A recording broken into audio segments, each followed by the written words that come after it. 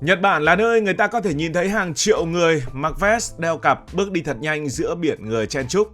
Nhưng trong ba lô hay túi xách của rất nhiều người trong số đó lại là một hộp cơm nhỏ xíu được chuẩn bị cực kỳ cẩn thận. Và điều buồn cười là người Nhật biến nó trở thành một dạng nghệ thuật, đó là hộp cơm bento. Thực chất thì bento trong tiếng Nhật có nghĩa đơn giản là cơm hộp hoặc là suất ăn mang theo. Một miếng xúc xích được cắt thành hình bạch tuộc, một lát cà rốt tỉa thành hình bông hoa, một quả trứng cuộn vàng óng được đặt ngay ngắn như đang trưng bày trong các cửa hàng cao cấp. Có những hộp cơm nhìn như là tranh hoạt hình hơn là đồ ăn. Điều đáng nói là phần lớn những thứ ấy không phải do đầu bếp nhà hàng làm, mà là các bà mẹ bình thường vẫn làm cho chồng, cho con của mình. Có những người dậy từ 4 đến 5 giờ sáng chỉ để làm bento cho con. Có những học sinh mở hộp cơm ra rồi xem hôm nay mẹ ai làm đẹp hơn. Có những ga tàu nổi tiếng toàn Nhật Bản chỉ vì bán bento ngon. Và đặc biệt hơn nữa, có rất nhiều hộp bento ấy được ăn nguội hoàn toàn. Đúng, đó chính là cơm nguội. Trong khi rất nhiều nước châu Á thích đồ ăn nóng hổi bốc khói, thì người Nhật vẫn ăn cơm nguội một cách bình thường, thậm chí là đầy tận hưởng. Nghe rất kỳ lạ, nhưng đằng sau hộp cơm này cũng có rất nhiều điều liên quan đến nước Nhật. Muốn hiểu vì sao người Nhật lại mê bento đến vậy, phải hiểu Nhật Bản trước đã. Đây là quốc đảo kéo dài hơn 3.000 cây số, nhưng phần lớn diện tích là núi, đất bằng rất ít. Người Nhật từ xưa đã phải sống chen giữa núi và biển, cuộc sống luôn gắn với lao động cường độ cao và việc di chuyển xa nhà. Từ thời cách đây hơn 2.000 năm, người Nhật đã có thói quen mang cơm khi đi làm hợp đồng hoặc ra biển đánh cá.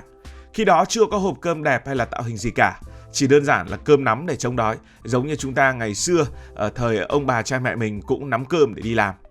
Nhưng Nhật Bản có một điểm rất lạ, họ cực giỏi biến những thứ bình thường trở thành những nghi lễ văn hóa, thậm chí là với con mắt của những người khác là hơi phức tạp. Ví dụ, ở nhiều nơi uống trà chỉ là pha trà và uống, nhưng Nhật Bản biến nó thành trà đạo. Cắm hoa chỉ là cắm hoa, nhưng người Nhật có cả nghệ thuật cắm hoa. Tắm là chuyện bình thường, nhưng Nhật biến nó thành văn hóa onsen nổi tiếng khắp thế giới. Và cái hộp cơm của người Nhật cũng vậy. Ban đầu chỉ là thức ăn mang theo, nhưng dần dần người Nhật bắt đầu quan tâm đến màu sắc, cách sắp xếp và cảm giác khi mở hộp cơm ra. Đặc biệt tới thời kỳ Edo, khoảng thế kỷ 17 đến thế kỷ 19, khi xã hội Nhật ổn định hơn và tầng lớp thị dân phát triển mạnh, văn hóa bento cũng bùng nổ dữ dội. Người Nhật bắt đầu mang bento đi ngắm hoa anh đào, đi xem kịch kabuki, đi du lịch hay là đi dã ngoại. Và lúc này thì hộp cơm không chỉ để ăn cho no, nó trở thành một phần của cuộc sống Nhật Bản. Người ta mở hộp cơm ra dưới tán hoa anh đào, vừa ăn vừa ngắm cảnh. Hộp cơm phải đẹp để phù hợp với không khí ấy. Đó là lúc bento bắt đầu mang tính thẩm mỹ rất mạnh. Và từ đó, người Nhật càng làm bento một cách cầu kỳ hơn. Họ cầu kỳ bởi vì người Nhật có một sự ám ảnh về tất cả những gì đều phải chỉn chu. Bạn sẽ thấy người Nhật có xu hướng làm mọi thứ cực kỳ nghiêm túc, cực kỳ chi tiết. Một nhân viên cửa hàng tiện lợi cúi đầu chào khách như đang tiếp nguyên thủ quốc gia. Một tài xế taxi đôi khi đeo găng tay trắng mở cửa cho khách. Hay là một đầu bếp sushi mất đến cả vài năm chỉ để học cách nấu cơm. Nghe thì hơi quá mức, nhưng đó chính là cách của văn hóa Nhật Bản vẫn vận hành. Họ tin rằng dù việc nhỏ tới đâu cũng phải làm cho tử tế nhất có thể. Và bento nằm ở đúng tư duy ấy của Nhật Bản. Đối với người Nhật, hộp cơm không chỉ là thức ăn, nó phản ánh con người làm ra nó.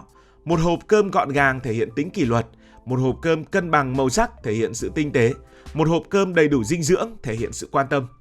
Điều này đặc biệt rõ sau Thế chiến thứ hai. Nhật Bản lúc ấy rất vất vả, thành phố bị bom phá nát, thiếu lương thực, thiếu việc làm, nhưng nhiều bà mẹ Nhật vẫn cố gắng làm hộp cơm cho con thật đẹp. Không phải vì họ dư dả, mà vì họ tin rằng dù cuộc sống có khó khăn tới đâu, con mình vẫn phải được chăm sóc tử tế. Suy nghĩ ấy đã ăn rất sâu vào văn hóa Nhật Bản cho đến tận bây giờ. Cho nên với người Nhật, bento không chỉ là chuyện ăn uống, nó là trách nhiệm, là sự chăm chút và cả lòng tự trọng nữa. Và hộp cơm bento cũng phản ánh thẩm mỹ rất Nhật Bản. Nhìn vào hộp cơm này, chúng ta sẽ thấy màu sắc được tính toán rất kỹ. Có đỏ, có vàng, có xanh, có trắng, có đen. Ví dụ như là cà chua thì đỏ, trứng thì vàng, rau thì xanh, cơm thì trắng và rong biển thì đen. Người Nhật thích sự cân bằng về mặt thị giác như vậy. Họ không thích hộp cơm quá lộn xộn hay là nhồi nhét bừa bãi. Điều này phản ánh rất rõ thẩm mỹ của Nhật Bản, tối giản nhưng tinh tế. Đây là một đất nước rất mê sự gọn gàng. Ngay cả Tokyo đông nghẹt người nhưng vẫn sạch sẽ đáng kinh ngạc. Hộp cơm bento cũng vậy. Mọi thứ đều có vị trí riêng, không thừa, không thiếu. Một hộp cơm đẹp với người Nhật giống như một khu vườn mini. Ở Nhật có một khái niệm rất nổi tiếng bây giờ, đó là bento tạo hình theo nhân vật hoạt hình. Bạn sẽ thấy cơm được nặn thành gấu, rong biển thành đôi mắt, xúc xích thành bạch tuộc đỏ, còn trứng thì biến thành Pikachu, kiểu như vậy. Có những hộp cơm nhìn như là tác phẩm nghệ thuật, Và một lần nữa đó lại là cách người Nhật thể hiện sự quan tâm của mình. Nhưng tại sao người Nhật lại thích ăn cơm hộp như vậy nhỉ? Ở Việt Nam thì bây giờ có chị em phụ nữ mang cơm đến công ty văn phòng thì có, nhưng ở Nhật thì gần như là mọi tầng lớp xã hội, mọi lứa tuổi. Thì một lý do rất lớn để giúp bento tồn tại mạnh đến ngày nay là vì người Nhật sống quá bận. Tokyo là một trong những đô thị đông đúc nhất thế giới. Mỗi sáng hàng triệu người chen kín lên tàu điện, nhịp sống cực kỳ công nghiệp. Giờ nghỉ trưa của học sinh hay nhân viên văn phòng cũng thường rất ngắn. Nếu ai cũng phải xếp hàng mua đồ ăn thì sẽ rất mất thời gian. Và hộp cơm giải quyết vấn đề này. Mở nắp ra là chén, không cần đợi nấu, không cần dọn dẹp và không cần xếp hàng. Tất nhiên là cũng mất thời gian, nhưng là mất thời gian lúc làm chứ không phải là mất thời gian lúc ăn. Chúng ta sẽ nói ở phần sau của video. Đó là lý do văn hóa cơm hộp phát triển rất mạnh ở Nhật Bản, đặc biệt là Ekiben, tức là bento bán ở ga tàu. Nó là một ngành công nghiệp khổng lồ tại nước Nhật. Mỗi vùng lại có một đặc sản riêng. Hokkaido nổi tiếng cua biển và cá hồi, Kobe nổi tiếng là bò, Sendai nổi tiếng với lưỡi bò nướng và tất cả đều biến hộp cơm thành đặc trưng bán tại ga tàu. Nhiều người Nhật đi tàu không chỉ để di chuyển mà còn để ăn những cái hộp cơm đó. Có những hộp cơm giới hạn số lượng bán hết sạch chỉ sau vài tiếng. Điều này phản ánh một thứ rất Nhật Bản, họ cực kỳ tự hào về đặc sản địa phương.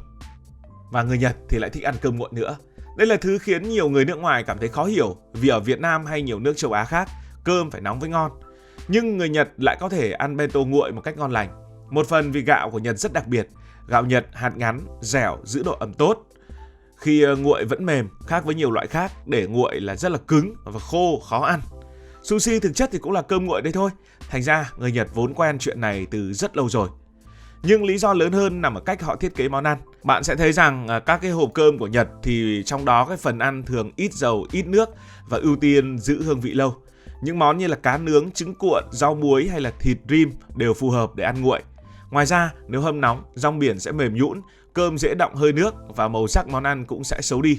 Mà với người Nhật thì cái chuyện ăn không chỉ là ngon mà còn phải đẹp nữa. Họ thích cảm giác mở hộp cơm ra vẫn đẹp như lúc mới làm. Nhưng đằng sau sự đẹp đẽ ấy lại là một áp lực khổng lồ và xã hội Nhật Bản đang tranh luận rất nhiều về vấn đề này. Bento là một áp lực đặc biệt với phụ nữ Nhật Bản. Có những bà mẹ cảm thấy nếu mình không làm bento đẹp cho con thì tức là mình làm chưa đủ tốt. Mạng xã hội Nhật Bản từng có rất nhiều tranh cãi về chuyện này. Nhiều người than rằng làm bento giống như một cuộc thi ngầm. Người này làm đẹp hơn, người kia làm cầu kỳ hơn. Có người mất rất nhiều thời gian, mất cả tiếng đồng hồ mỗi ngày chỉ để chuẩn bị hộp cơm. 5 giờ sáng nó phải dậy nấu ăn, tạo hình, sắp màu để nguội thức ăn rồi mới đóng hộp. Sau đó vẫn phải đi làm cả ngày. Điều này cũng phản ánh một mặt trái của xã hội Nhật Bản. Chủ nghĩa hoàn hảo quá mạnh. Người Nhật rất giỏi nhưng đôi khi họ cũng tự tạo áp lực cho mình cực lớn.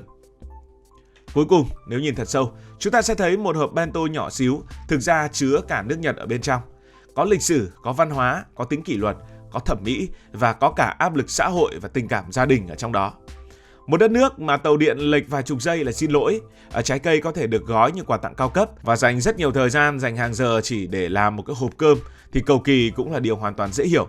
Bởi với người Nhật, ngay cả điều nhỏ nhất cũng phải được làm bằng sự tử tế. Cho nên bento không chỉ là đồ ăn, nó là cách người Nhật nói rằng dù cuộc sống bận rộn thế nào, chúng tôi vẫn muốn giữ sự tinh tế trong từng chi tiết nhỏ. Và đó có lẽ cũng là lý do mà vì sao một hộp cơm nguội lạnh lại có thể trở thành biểu tượng văn hóa nổi tiếng khắp thế giới.